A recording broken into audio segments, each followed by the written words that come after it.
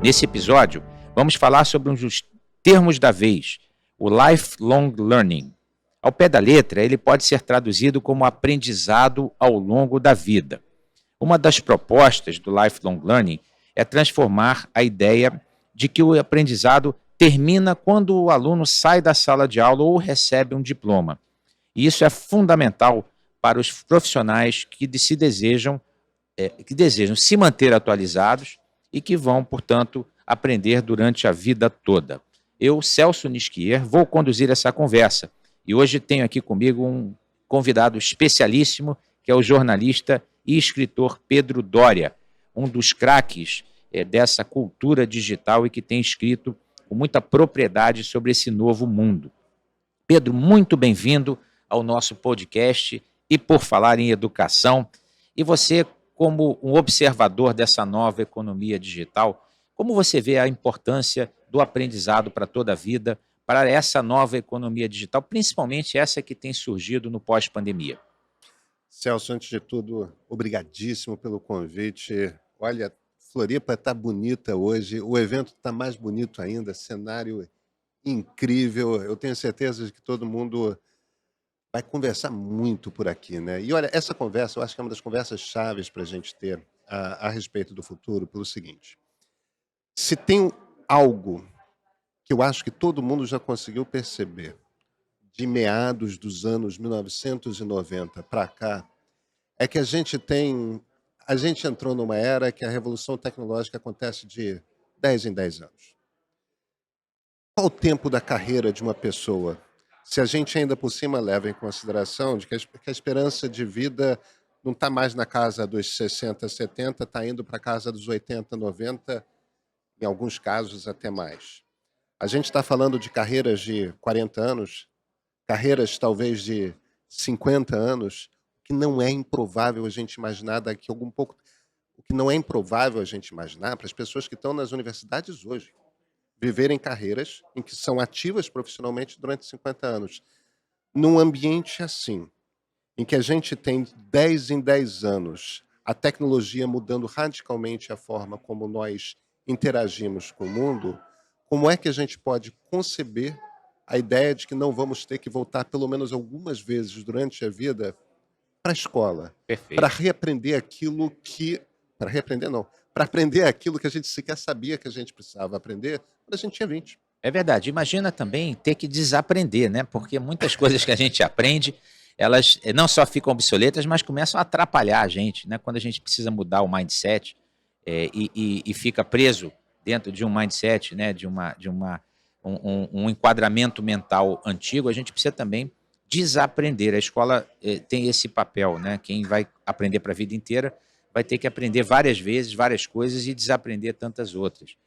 E eu acho que essa discussão é fundamental num congresso como esse, que tem como tema criatividade e inovação, porque aqui nós temos gestores, mantenedores, professores, coordenadores, pessoas que estão com a mão na massa, né, no desenho de currículos, no desenho de processos, e as pessoas ficam pensando, é um alvo móvel, né, eu tenho que acertar no meu currículo como o mundo vai estar daqui a 5 anos, que é quando o jovem sair da universidade, mas o alvo está movendo, né?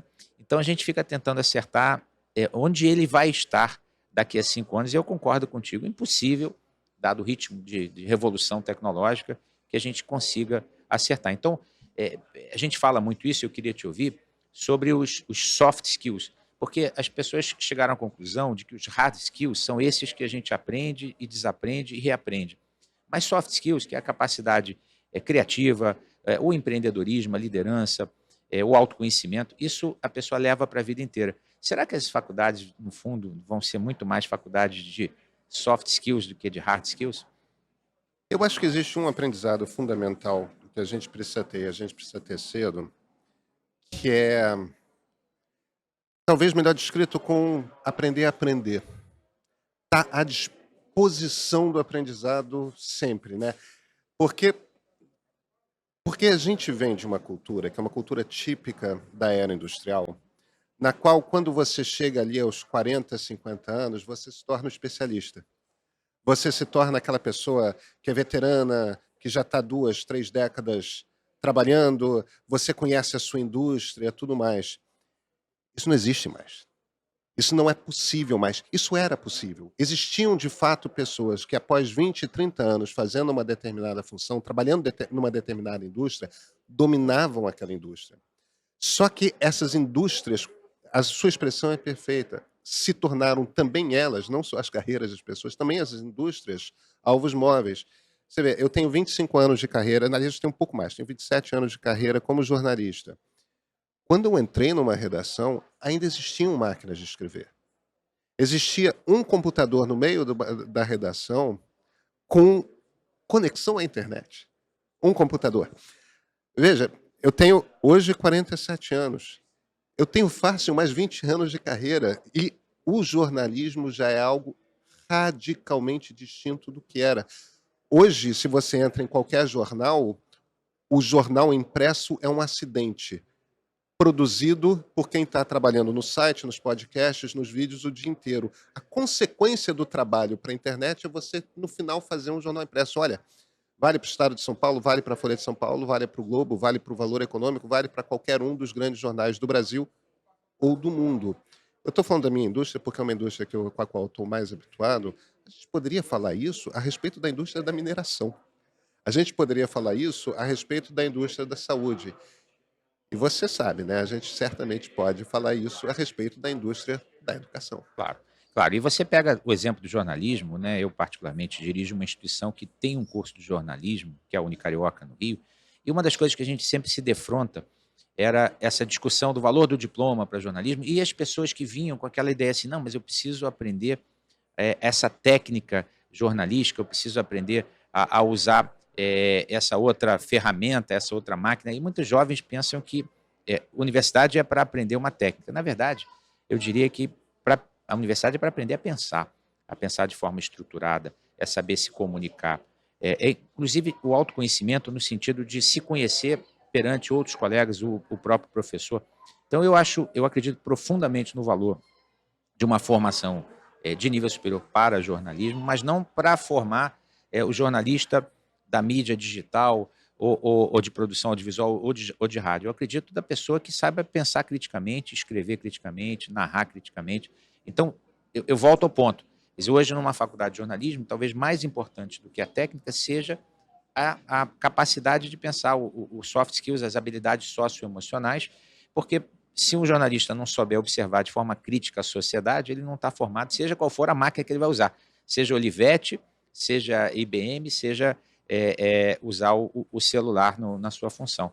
Então, eu te pergunto, será que todas as faculdades, de fato, estão compreendendo essa mudança e se preparando, na sua visão, como homem de comunicação, estão se preparando para essa nova realidade ou ainda estão presas no modelo antigo?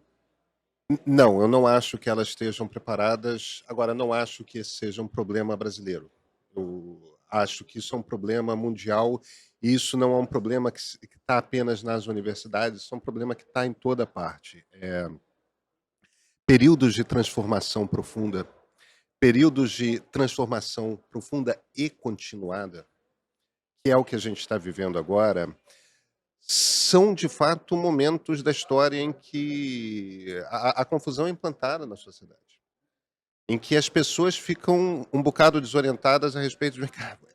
É aquele momento em que você perde a capacidade de prever o futuro.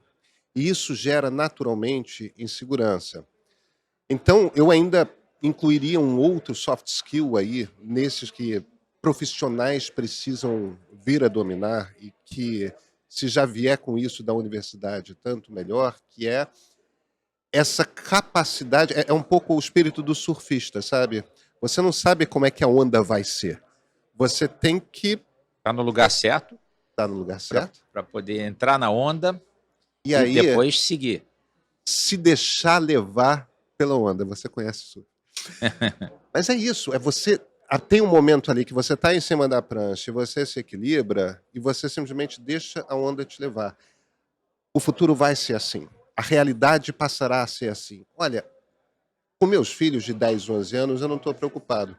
Eu estou preocupada com quem é mais velho, com quem ainda não percebeu que a realidade da transformação não é algo está mudando agora, mas depois vai se assentar. Não vai. Pois é. E você sabe que tem uma coisa hoje que as pessoas chamam, e você sabe, com essa expressão, FOMO, é o Fear of Missing Out. É o medo de ficar fora. E aí a imagem que me vem à mente é o seguinte: hoje o jovem ele fica angustiado porque ele, na verdade, vê 5 ondas vindo, ele tem que escolher uma onda para entrar, e o risco é que ele entrando naquela onda, ele perdeu todas as outras de vez. Então ele fica com medo de ficar fora e fica navegando e pulando de onda em onda. E aí a gente tem não só a ansiedade de pegar a onda, mas também de saber se ele está na onda certa. Como é que ele pode resolver esse conflito? Depende muito do que a gente está falando, porque essa metáfora é muito, muito poderosa, a do pegar a onda, porque isso se dá em vários momentos da vida e isso se dá a respeito de várias questões da vida. Se a gente está falando, por exemplo, de carreira, qual é a carreira que eu vou seguir? Essa é uma carreira que vai existir no futuro? Porque essa é uma pergunta absolutamente legítima. Ou então mesmo você está convicto que você escolheu medicina, mas aí você está ali, você é radiologista. Será que radiologia vai existir no futuro ou um algoritmo vai começar a ler os exames de imagem? O que a gente vai precisar é de clínico geral, porque o cirurgião também vai virar um robô. Eu não estou dizendo que vai. Mas são tantas as questões da vida, tantos os pontos da vida em que a insegurança a respeito de que escolhas você faz batem, que a gente tem que parar para pensar 2 degraus antes, que é talvez a gente não tenha a obrigação de fazer a escolha certa. Perfeito. Por que eu estou dizendo isso? Primeiro, ao fazer a escolha errada, a gente aprende. E depois, já que a gente está falando de life learning, ter feito a escolha errada vai te permitir seguir todo um trajeto por alguns anos, talvez, por 10 anos da sua vida, talvez. Vai te permitir fazer todo um trajeto no qual você vai amadurecer, no qual você vai construir uma percepção da realidade em volta, que vai te levar a entender, putz, na verdade, meu talento pode ser melhor empregado em tal área, na verdade, aquilo que me interessava aos 20 não é necessariamente o que me interessa aos 35. Você pode voltar para a escola. É, depende, evidentemente, de as universidades começarem a estar preparadas a receberem essas pessoas na casa dos 35, na casa dos Perfeito. 45, dos 55. E aí a universidade ela tem que ter, na verdade, essa visão de um produto que dura a vida inteira. É o valor para toda a vida do estudante, não só o que ela vai ganhar naqueles anos iniciais de formação, mas o que ela vai ganhar com o retorno desse estudante várias vezes ao longo da vida. Então, o modelo de negócios da universidade muda também, Radicalmente. e nós vamos ter a chance de ouvir aqui, de assistir alguns exemplos concretos de novos modelos que tentam capturar essa parte que vai, digamos assim, da formação inicial até o fim da vida ativa da pessoa. Muitas vezes o modelo é: eu vou ganhar um pouco menos todo mês do que vou ganhar muito durante 4 anos numa formação. Então, há uma rediscussão do modelo educacional que você assinala muito bem. Mas a gente estava falando um pouco antes dessa questão aí do medo de ficar de fora, né? Eu estou lembrando de uma frase do Yuval Harari, e ele diz num dos últimos livros dele, ele diz o seguinte: a questão hoje, com relação a uma carreira, não é se a pessoa vai ter um bom salário e se vai ganhar salário, vai ganhar aumento de salário, é saber se ela vai continuar relevante para a sociedade. Porque uma boa parte das pessoas, com a mudança tecnológica, perdem a relevância. Então, a luta hoje é muito mais pela relevância do que por uma boa renda.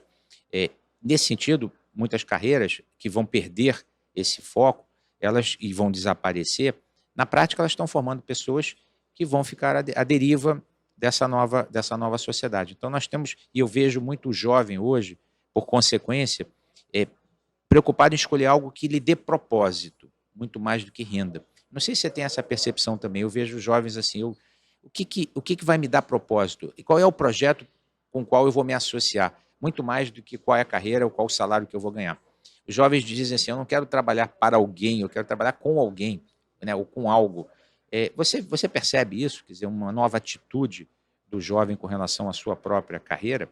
Eu te- Se eu tiro o meu chapéu de jornalista de tecnologia e boto meu chapéu de jornalista político, uma das coisas que boa parte dos cientistas políticos que trabalham com o eleitorado jovem estão percebendo É a mesma coisa contada de uma forma ligeiramente diferente. Quando você pergunta ao jovem que partido ele prefere, que candidato ele prefere, essa é uma pergunta que para os eleitores mais jovens não faz qualquer sentido. Eu estou interessado em quem está discutindo a respeito de meio ambiente. Eu estou interessado em quem está discutindo a respeito de ciência. Jovens olham para a política não mais como se olhava alguns anos atrás, como eu sou um militante do partido X, eu sou um militante em nome da candidatura do político ou da política Y. Não. Eles estão interessados em discutir pautas, Perfeito. questões que lhes são caras. E às vezes isso está menos num partido e mais numa ONG, está menos num partido e mais em algum tipo de movimento que você possa criar e tudo mais. E quais são essas pautas? Você tem acompanhado essa pesquisa, você teve acesso? Quer dizer, o jovem está interessado certamente nas questões de meio ambiente. Eu penso que o jovem certamente se interessa por questões de diversidade, né, e de respeito à diversidade. Mas você percebe alguma carreira assim de grande demanda, de grande procura, que você percebeu? Eu tenho eu tenho uma na cabeça porque a gente tem acompanhado muitos dados e visto isso ao longo da pandemia. Mas você percebe, quer dizer, alguma área em crescimento? Eu não sei se eu saberia te apontar uma carreira específica, mas tem um ponto que você citou logo no início da nossa conversa, que é uma palavra, quando a gente fala de jovens, que é muito chave, que é o empreendedorismo. A iniciativa de eu quero fazer alguma coisa. E quando a gente fala de empreendedorismo, não é necessariamente, embora possa ser, construir uma empresa que vise lucro. Às vezes é uma organização social, às vezes é. Mas a ideia de ele próprio reunir um grupo de pessoas e criar algo e fazer com que esse algo tenha algum tipo de valor que pode ser medido em dinheiro, mas não precisa ser medido em dinheiro, isso para essa turma é muito importante. E quando você olha para as ferramentas que a gente tem nas mãos, o que essas ferramentas, smartphones, computadores, etc., são? São ferramentas de criação. Não são apenas ferramentas de, como às vezes a caricatura faz parecer, não são apenas ferramentas de consumo passivo de qualquer tipo de informação. Não. As pessoas que estão consumindo aparentemente passivamente o que está nas redes sociais, o que está nos sites diversos, elas estão igualmente produzindo para esses sistemas todos e conversando. Isso é uma conversa ativa. E isso é sempre uma oportunidade. Opa, já que isso aqui é uma ferramenta de produzir conteúdo e construir conexões com pessoas, isso é a base do empreendimento. Perfeito, perfeito. Eu vejo muito isso, por exemplo, na minha filha mais nova, a Gabriela. Ela é roteirista do Porta dos Fundos e ela tem exatamente essa vontade de criar. Quer dizer, e eu vejo muitos jovens assim, eles estão numa função ao mesmo tempo com um projeto aqui, ou dois em paralelo. Quer dizer, eles têm sempre algum projeto de alguma ideia que eles querem rentabilizar de alguma forma, seja um roteiro, seja um software, seja uma ideia de uma startup. Eu te pergunto, como é que as universidades podem absorver essa energia criativa e empreendedora do jovem? Eu acho que uma das coisas que as universidades poderiam fazer, porque o mistério da criação é todos somos criativos e, no entanto, bota para alguém que não seja filósofo para falar sobre criatividade. É quase que. É uma tentativa inglória, porque é realmente difícil de você definir. Agora, uma coisa que é clara, eu vou te dar um exemplo da Apple, por exemplo. Uma das últimas criações do Steve Jobs, quando ele ainda estava vivo na Apple, é o desenho, ele não chegou a ver pronto, do novo prédio da Apple. E como é que ele construiu o novo prédio da Apple? Ele construiu o novo prédio da Apple com paredes de vidro internas e redondo. E distribuiu os diversos setores da companhia de uma forma misturada. Então não tem mais aquela coisa, o financeiro está no terceiro andar, o RH está no quarto andar, o administrativo está no quinto andar, e por aí vai na estrutura de uma empresa tradicional. Não. A coisa é construída para que todo mundo possa passar para uma sala de reunião e ver os grupos que estão lá. Tem várias ilhas espalhadas pela empresa de sofás confortáveis, de blocos de notas, de nós chamamos no Rio de Janeiro de quadro negro, mas você pode chamar de lousa, se quiser, para Quem sermos. chama de quadro negro denuncia a idade, hein? Então, Marco, cuidado Bem, com não isso. são mais negros, né? Aliás, nem eram verdes, mas negros eram na primeira metade do século XX, mas o ponto aqui fundamental é um prédio construído para facilitar o encontro do sujeito, que é o engenheiro, com o designer, com o cara do financeiro. Por que esse encontro é facilitado? Esse encontro é facilitado porque quando um engenheiro conversa com outro engenheiro, eles pensam de forma similar. As chances de haver criação é um processo coletivo. As chances de haver criação, quando você bota 3 pessoas com a mesma formação, podem ter estudado em escolas diferentes. Se são 3 advogados, são 3 advogados. Os cursos Verdade. são parecidos, as leituras essenciais são as mesmas. Isso vale para médicos, isso vale para jornalistas, isso vale para qualquer profissão.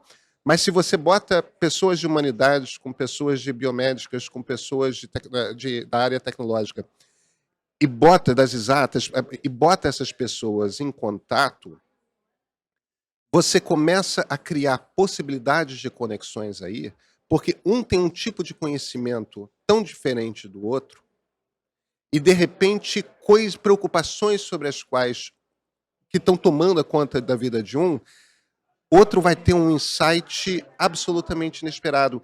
E não é só o conjunto de informações que você tem na cabeça, mas a maneira como você é treinado a estruturar o seu pensamento. Perfeito. E você vê que algumas universidades inovadoras, e a gente tem alguns cases aqui hoje para apresentar, elas já estruturaram os seus currículos em projetos interdisciplinares, transdisciplinares, ou seja, o jovem junta com outros jovens de outras carreiras, de outros cursos, e desenvolve projetos ligados à comunidade, projetos de extensão. Eu acho esse um efeito fantástico, porque certamente você botando um engenheiro com um profissional de. Por exemplo, vou dar um case mais uma vez, vou citar uma instituição que eu tenho mais proximidade, que é a Unicarioca. Nós fizemos uma parceria com uma ONG ligada ao Morro do Turano, próximo do Rio Comprido, e aí nós montamos um projeto. A questão lá era o seguinte: eles queriam construir uma quadra de esporte, mas tinha uma questão fundiária. Então nós levamos lá alunos de direito, para estudar junto com eles a questão fundiária, alunos de engenharia, para a construção propriamente do equipamento urbano, e alunos de pedagogia, porque são aqueles que iam efetivamente ajudar a orientar e a fazer as atividades recreativas. Então foi um projeto integrado, feito por vários profissionais. Eu acho que quando a gente aprende assim, a gente fixa muito mais o conceito, né? Eu acho que isso abre muito mais, cria conexões, como você falou, né? No fim das contas, essas conexões neurais, porque Sim. do ponto de No vista fundo é prático, são conexões Isso neurais, mesmo. de fato. Uhum. São neurônios que não eram para se encontrar e se encontram, Perfeito, e depois que se encontram, é um jeito novo de aprender a pensar, perfeito. de pensar que você aprende ali, e isso você carrega para a vida. Então, me parece que um dos pontos iniciais que universidades deveriam ter é justamente isso que você descreveu. Botar o aluno de direito, o aluno de engenharia, o aluno de pedagogia juntos. Eles vão aprender muito mais ali, naquela experiência. Vai ser uma experiência muito mais intensa, porque você está constantemente provocado a pensar de uma maneira diferente. Tá. E, a partir daí, você treina a sua cabeça para algo que vai ser inevitável na sua vida profissional nesse tipo de ambiente, que é o se readaptar a novas formas de pensar que vão surgir inevitavelmente com novas ferramentas e tudo mais. E aplicando na prática esse Claro. conhecimento integrado. E isso é uma coisa que agora, pela legislação, as instituições de educação superior terão que dedicar, no mínimo, 10% da carga horária para projetos de extensão. Isso é que a gente sempre pensa assim, poxa, mais uma exigência, mas é uma exigência ótima, porque as instituições vão ter condições de criar projetos ligados à comunidade, prestando serviços e mostrar o valor, o seu valor institucional, o seu valor social. Nesses tempos assim de hiperconcorrência, as instituições vão poder se diferenciar até por conta disso, da oferta de projetos integrados voltados para a comunidade. Esse é um dos assuntos que nós também vamos debater aqui no SEBESP, mas as instituições que tiverem essa visão vão sair na frente, né? E agora, pegando de novo um pouquinho pelo lifelong learning, que é o tema inicial aqui nosso, o que precisa acontecer também com relação à sociedade brasileira?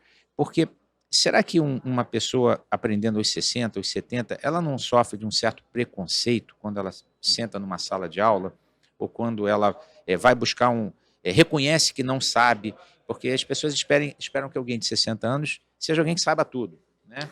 Mas quando a pessoa tem a humildade de dizer, não sei, eu tenho que aprender, será que essas pessoas vão vencer esse preconceito? A sociedade vai aceitar melhor o aprendiz de toda a vida? Que a sociedade vai aceitar melhor, eu não tenho dúvida. E você possivelmente está certo a respeito desse tipo de preconceito. Mas esse é um ambiente que tem que ser criado dentro da universidade, né? Um ambiente de receptividade. Porque, afinal de contas, a gente estava falando da riqueza que existe no encontro entre pessoas, entre estudantes de carreiras diferentes. Existe uma outra riqueza imensa que existe na possibilidade de encontro dentro de uma mesma sala de aula de um rapaz de 20 anos com uma senhora de 60, né? Perfeito. Ainda mais se eles estão juntos ali fazendo a mesma coisa, aprendendo algo que não sabem, Uhum. aquele mesmo algo, porém partindo de perspectivas radicalmente diferentes. O tipo de trabalho que essas duas pessoas vão fazer juntas vai permitir a ambos, a senhora e ao rapaz, outros tipos de conexão, porque uma pessoa tem muita experiência acumulada ao longo da vida, a outra tem muita experiência com o tipo de circunstância tecnológica na qual nós vivemos hoje. Quer dizer, as possibilidades de aprendizado existem ali para ambos. Preconceito é um dos grandes dramas da nossa sociedade hoje. Sempre foi. A diferença é que hoje a gente encara preconceitos de todas as formas. Étnicos, religiosos, ligados à sexualidade e tudo mais. A questão do egeísmo, né, é outra com a qual a gente vai ter que lidar, encarar e derrotar, né? E vamos derrotar, eu tenho certeza disso. A gente tem feito aqui nessa quase meia hora um debate bem amplo, né, sobre várias questões e tendências, e espero que os ouvintes estejam também, como nós aqui, abrindo a consciência. Eu costumava dizer abrindo a cabeça, depois alguém me disse assim, pois eu abri a cabeça e o cara tem que ir para o hospital. Então vamos abrir a consciência, e eu espero que certamente muitas reflexões surjam. Mas eu queria, já encaminhando para o fim, te perguntar sobre essa questão da educação à distância, que você também tem acompanhado. Será que ela é uma possibilidade de verdade para aproximar, por exemplo, gerações, para aproximar diferentes conhecimentos? Eu quero te dar aqui o contexto do que foi o ensino remoto na pandemia. No início, uma grata satisfação, né, principalmente as escolas particulares, que tinham melhores condições do que as escolas públicas, mantiveram as atividades. Ao longo do tempo, os alunos foram desligando a câmera, foram se desmotivando, foram se desengajando. E aí eu te pergunto, será que a tecnologia vai ter realmente essa capacidade de engajar pessoas diferentes em comunidades comuns e gerar realmente essa sociedade da aprendizagem permanente? Eu acho que foi um período de aprendizado para todos nós. Quando digo não apenas profissionais de educação, mas a civilização. Toda a humanidade aprendeu muito nesse período da pandemia, mas a gente tem que fazer a desconexão entre o ensino remoto e o que o ensino remoto foi durante a pandemia. Porque são circunstâncias muito diferentes. Do que eu estou falando aqui? Uma coisa é você estar trancado em casa faz mais de um ano e ter a perspectiva de talvez ficar mais um ano trancado em casa. A desmotivação, a depressão, a dificuldade de lidar é difícil, nós somos bichos sociais. Outra coisa radicalmente diferente é você ter a experiência do ensino remoto e, no entanto, poder se encontrar com os amigos no estádio de futebol, poder se encontrar com os amigos na praia, num bar, ir com sua namorada, sua mulher ao cinema, ter um passeio no parque com os filhos. Quando você continua tendo presente essa relação social, a experiência de ter algumas conversas na tela é radicalmente diferente Perfeito. do que foi durante a pandemia. E não vamos esquecer, o ensino remoto não precisa ser absoluto. Para muitas pessoas, ter a oportunidade de estudar numa escola que fica a centenas ou milhares até, o Brasil é muito grande, de quilômetros de distância, é uma oportunidade de estudar num centro de excelência, num centro que, de repente, próximo de casa não existe. Isso economiza uma quantidade imensa de dinheiro que pode viabilizar aquela educação. Isso não quer dizer que 2 semanas por ano, 2 semanas por semestre, a experiência não possa ser em loco, Presencial. presencial. E eu te digo como está sendo a experiência aqui maravilhosa de reencontrar no SEBESP, depois de 3 anos do último SEBESP em Belo Horizonte, como é bom abraçar, como é bom sentir cheiro de gente, né? Eu comentei isso. Demais, demais. E você só conhece o valor disso quando você perde a chance e recupera, né? E percebe a importância desse contato social. E eu acredito que a sala de aula não vai desaparecer. A sala física, nós falamos em quadrantes híbridos, né? O quadrante do presencial síncrono, como a gente chama, ele não vai desaparecer. Certamente vai ser uma sala mais enriquecida por atividades como essa, como atividades de socialização, de integração, de projetos comuns. Eu vejo uma sala muito mais dinâmica surgindo, deixando que a transmissão de conteúdo, a disponibilização de conteúdo fique mais no ambiente virtual, que a gente chama de quadrante virtual assíncrono, que ele faça a qualquer momento, de qualquer lugar. Mas eu queria lamentar que a gente está chegando aqui no final do tempo, Pedro, e a gente vai poder curtir você um pouco mais aí na sua participação amanhã aqui no SEBESP, tá? Num debate bacana aí com o Marcelo Chucre, da Linha Direta. Mas eu queria te agradecer muito pela participação, perguntar sobre os teus últimos comentários, como é que você está se sentindo aqui, cercado de 500 reitores, né? Se está sendo um sofrimento, ou se você está podendo aprender alguma coisa. Certamente ensinar, você já está nos ensinando. Como é que você está se sentindo? Celso, eu sou filho de professor universitário, então eu não podia estar mais à vontade num ambiente como esse. Eu também sou. Eu sei. Legal, muito obrigado aí pela tua presença aqui com a gente em Florianópolis, pela tua participação, pela tua carreira brilhante aí como jornalista de tecnologia e político também. Eu te acompanho, sou leitor das suas colunas no Globo. Obrigado aí por estar com a gente. Gentileza sua, eu que agradeço o convite. Tá ótimo. E pessoal, a gente continua aqui no SEBESP Podcast, diretamente de Florianópolis, com mais debate, mais discussões. Fiquem ligados.